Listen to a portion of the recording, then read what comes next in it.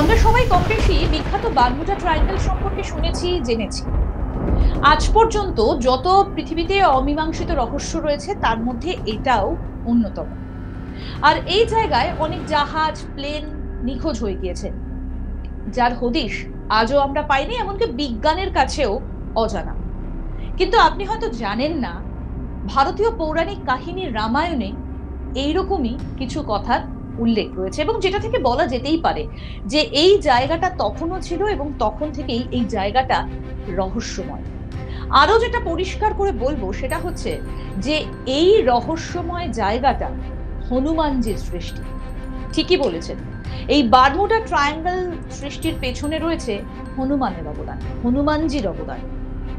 শয়তানের ত্রিভুজ হিসেবে পরিচিত এই বারমুডা ট্রায়াঙ্গেল উত্তর আটলান্টিক মহাসাগরের পশ্চিমাঞ্চলের মায়ামি, ফ্লোরিডা উপদ্বীপ, সান জুয়ান, পুয়ের্তো রিকো এবং বারমুডার মধ্যে আটলান্টিক দ্বীপে তিনটে শীর্ষ দিয়ে আনুমানিক 5 লক্ষ বর্গমাইল জুড়ে ছড়িয়ে রয়েছে এই বারমুডা ট্রায়াঙ্গেল। এই বারমুডা ট্রায়াঙ্গেল সম্পর্কে অনেক রহস্য তো রয়েছে, কিন্তু কিভাবে এটা হনুমানজির সৃষ্টি, যদি এই বিষয়ে আপনারা জানতে চান তাহলে পুরো ভিডিওটা আপনাদের দেখতে হবে। ভালো লাগলে লাইক করুন, শেয়ার করুন, কমেন্ট করুন। আজ তাক বাংলার ইউটিউব চ্যানেল সাবস্ক্রাইব করুন, নোটিফিকেশন পেতে বেল বাটন অপশন প্রেস করুন, আর অবশ্যই হোয়াটসঅ্যাপে ফলো করুন আজ তাক বাংলা। বারমুডা ট্রায়াঙ্গেল, বারমুডা ত্রিভুজের রহস্যময় গল্পগুলো ক্রিস্টোফার কলম্বাসের সময় থেকে শুরু হয়েছিল। তার কথায় তিনি প্রথম যাত্রা করার সময় ত্রিভুজটিতে সমুদ্রের মধ্যে আগুনের শিখা দেখতে পেয়েছিলেন, যে আগুনের শিখা জ্বলছে। তবে এই অঞ্চলের রহস্যজনক ঘটনাগুলো 20 শতাব্দীতে জনসাধারণের নজরে তারপরে আসে।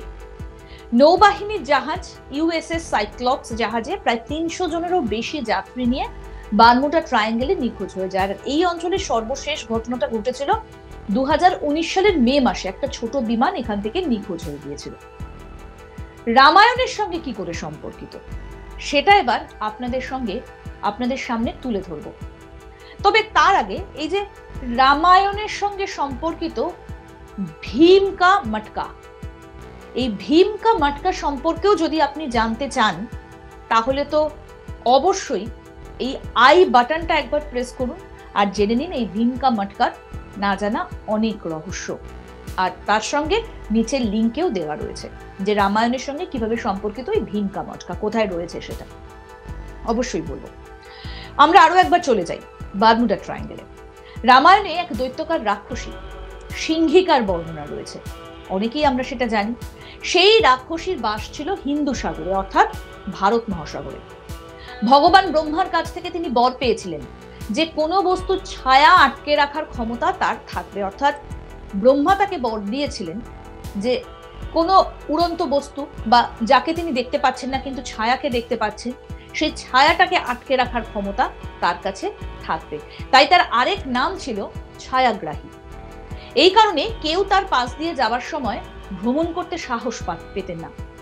সীতার সন্ধানে হনুমান যখন সমুদ্রের ওপর দিয়ে লঙ্কার উদ্দেশ্যে উড়ে যাচ্ছিলেন তখন তিনি অনুভব করেছিলেন যে হঠাৎ কেউ তার শক্তি ক্রমাগত হ্রাস করেছে, মানে কমিয়ে দিচ্ছে, এবং হনুমানকে নিজের দিকে টেনে আনার চেষ্টা করছে। হনুমান সেই সময় বুঝতে পেরেছিলেন যে তার গতি কমছে, তিনি শক্তিহীন হয়ে যাচ্ছেন, শক্তিহীনতা বোধ করছেন, তিনি কোনো প্রচুর অদৃশ্য চাপের মধ্যে রয়েছেন। এই বিষয়টা উল্লেখ রয়েছে রামায়ণের সুন্দরকাণ্ডের শ্লোক 185 নম্বরের যে শ্লোক রয়েছে সেখানে এটার উল্লেখ রয়েছে, এবং এমন ভাবে সেটা বর্ণনা করা হয়েছে যে ছায়া আঁকড়ে ধরার সময় হনুমান ভাবছেন যে প্রতিপক্ষের বাতাসের সমুদ্রের একটা দুর্দান্ত নৌকার মতো আমাকেও কেউ শক্তি দিয়ে জোর করে ফিরিয়ে আনছে। এবং এর কারণ খুঁজতে যখন হনুমানজি এদিকে সেদিকে তাকাচ্ছিলেন তখন তিনি দেখতে পান যে ভাসমান দৈত্যাকার একটা রাক্ষসী তার ছায়াকে তার দিক থেকে টানছে। সে হনুমানকে তার বিশালাকার মুখে গ্রাস করবার চেষ্টা করেছিলেন, তবে হনুমান তার বিশাল দেহের আকার সেই সময় ছোট করে নিলেন এবং তারপর তার মুখের ভেতর প্রবেশ করে তার নখ দিয়ে দেহের অভ্যন্তরীণ অঙ্গগুলোকে নষ্ট করে তাকে হত্যা করেন। এটা কিন্তু রামায়ণের সুন্দরকাণ্ডে উল্লেখ করা রয়েছে। কোথায় রয়েছে না, এটা 184 নম্বর শ্লোকে উল্লেখ করা রয়েছে। কি করলেন তিনি? তার তীক্ষ্ণ নখ দিয়ে অভ্যন্তরস্থ যে অঙ্গগুলো রয়েছে সেগুলোকে নষ্ট করলেন এবং তারপর তার যে গতি, সেই গতির সমান গতিতে তিনি উড়ে গেলেন।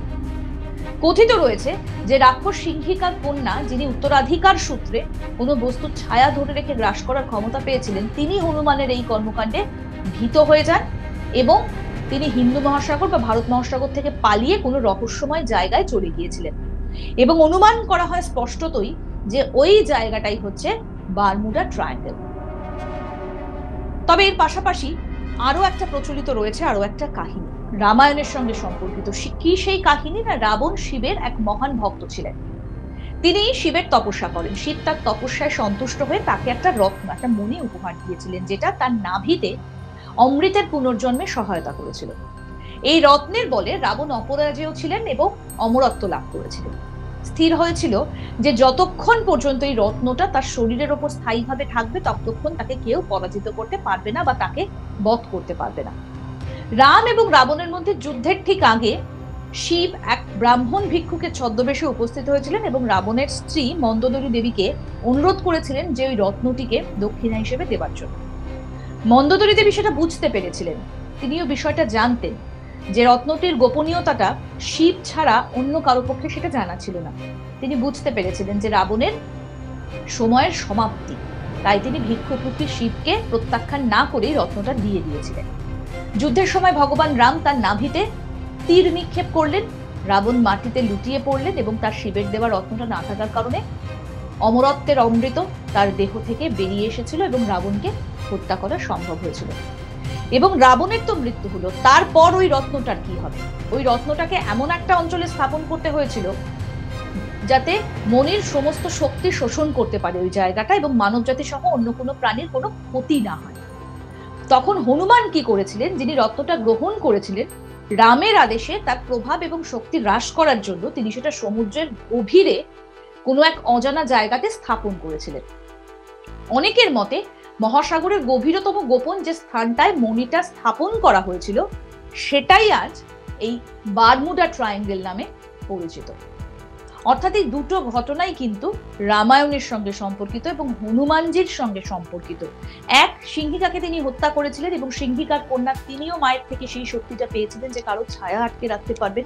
তাই যখন তার মায়ের মৃত্যু হয়, তিনি ভয় পেয়ে সেই হিন্দু মহাসাগর অর্থাৎ ভারত মহাসাগর ছেড়ে তিনি দূরবর্তী একটা সমুদ্রে গিয়ে আশ্রয় নিয়েছিলেন এবং তাতে কিন্তু প্রচন্ড শক্তির সঞ্চার হয়েছিল সেই সময় সমুদ্রের মধ্যে, যার ফলে সেই বারমুডা ট্রায়াঙ্গেলের সৃষ্টি হয়েছিল।